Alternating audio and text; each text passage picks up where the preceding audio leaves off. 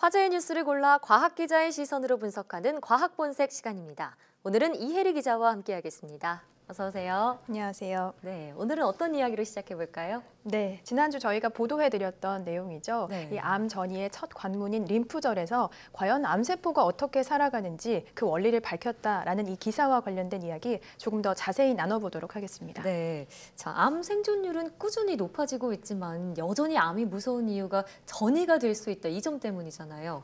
그런데 저는 이 기사를 보고 좀 놀랐던 게 암 전이의 첫 관문이 림프절이라고요. 네, 그렇습니다. 림프절은 우리 몸의 어떤 한 부분에만 있는 것이 아닙니다. 네. 온 몸에 퍼져 있는 면역기관인데요. 예를 들면 좀 피곤할 때 귀 아래, 목 옆부분이 좀 부어서 불편했던 경험 아마 있으실 거예요. 네. 이게 바로 림프절이 이 면역 반응을 일으켰다라는 신호인데요. 또 쉽게는 겨드랑이 쪽에 이 림프절이 많이 모여 있는 것으로 알려졌습니다. 네. 그런데 이제 암이라는 것은 초기, 중기, 말기 뭐 이렇게 나눌 수 있죠. 네. 초기는 암이 발생한 그 기관에만 전이가 일어나지 않은 상태로 발견이 되는 거고요. 예. 중기로 가다 보면 이제 림프절까지 전이가 시작이 되고 말기는 이제 다른 그런 장기까지 암 전이가 이루어지는 것을 말하는데요. 예. 이렇게 전신에 림프절이 있다 보니까 암세포가 림프절로 가게 되면 다른 장기로 전이가 되기가 훨씬 수월해지겠죠. 예. 그래서 이제 림프절 전이를 놓고 일부는 암 전이의 척도다, 뭐 암 전이의 관문이다 이렇게 표현을 하고요. 네. 이를 두고 이제 이 환자의 치료를 어떻게 해야 하는지 아. 치료 방향을 결정하게 됩니다. 방향까지요. 그러니까 림프절 전이가 일어났다고 하면 암이 중기에 접어들었다. 이렇게 볼 수 있다는 말씀이시네요. 네. 그런데 이 림프절에 도달한 암세포가 지방산을 먹이로 삼아서 살아간다. 그러니까 퍼져나간다. 이런 점이 이번 연구에서 처음으로 밝혀졌죠. 네, 그렇습니다. 보통 암세포는 이 포도당을 에너지원으로 사용하는 것으로 알려졌습니다. 네. 하지만 림프절에 도달하게 되면 특이적으로 포도당이 아닌 이 지방산을 주 에너지원으로 사용한다라는 것이 연구팀에 의해서 처음으로 밝혀졌는데요. 네. 자세한 이야기는 연구진의 이야기를 직접 한번 들어보시겠습니다.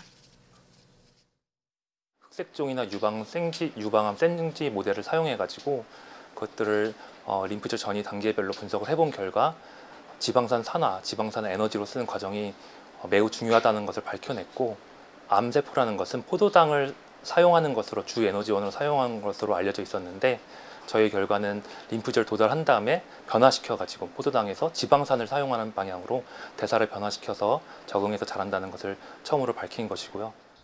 네, 그러니까 암세포가 지방산을 에너지원으로 사용한다. 이 연구의 핵심이라고 볼 수 있겠네요. 근데 저는 지방산이라고 하니까 가장 먼저 드는 생각이 지방이랑 뭐가 다르지? 이 점이었거든요. 어떻게 네.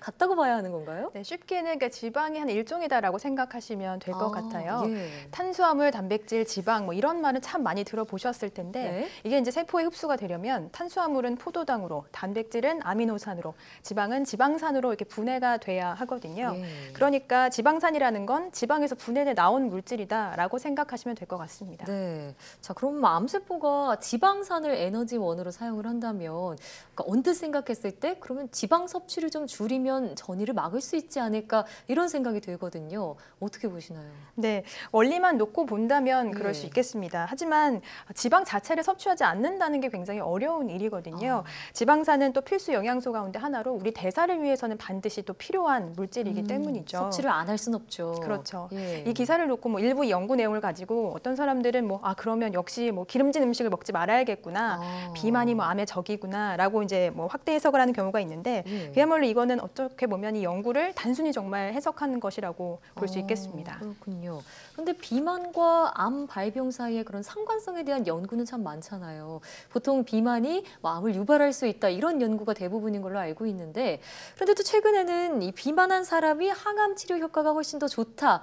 한마디로 비만의 역설이죠. 이런 연구가 발표되기도 했어요. 네, 맞습니다. 당시 그 비만의 역설 이야기가 나왔을 때 네. 연구는 면역 항암제 효과가 비만한 사람에게 더 크게 나타나더라라는 내용이었고요. 예. 또 뭐 최근 위암 어떤 수술 후에 예후가 더 좋은 것이 바로 비만한 사람이더라. 비만한 사람에게서 효과가 더 좋게 나타나더라. 뭐 네. 이런 연구들이 있었습니다. 예. 이처럼 기존의 어떤 우리가 갖고 있는 상식을 뒤엎는 그래서 이제 이게 이른바 비만의 역설이다라고 예. 이야기를 하면서 비만에 비만에 대한 새로운 화두가 던져지기도 했는데요. 네. 하지만 대다수 전문가는 우선 그렇다고 해서 비만이 암 극복에 도움이 되는 것은 아니다라고 입을 모읍니다. 예. 또 비만은 여전히 흡연 다음으로 암을 일으킬 수 있는 위험 요인 2순위로 꼽히고요. 네. 또 암뿐만 아니라 당뇨나 다른 대사 질환에도 문제가 되기 때문에 건강을 생각하신다면 반드시 체중 관리는 하셔야겠습니다. 예, 결국 비만이 일으키는 해로운 그런 역할이 더 많다, 해로운 결과가 더 많다, 이게 중론이군요.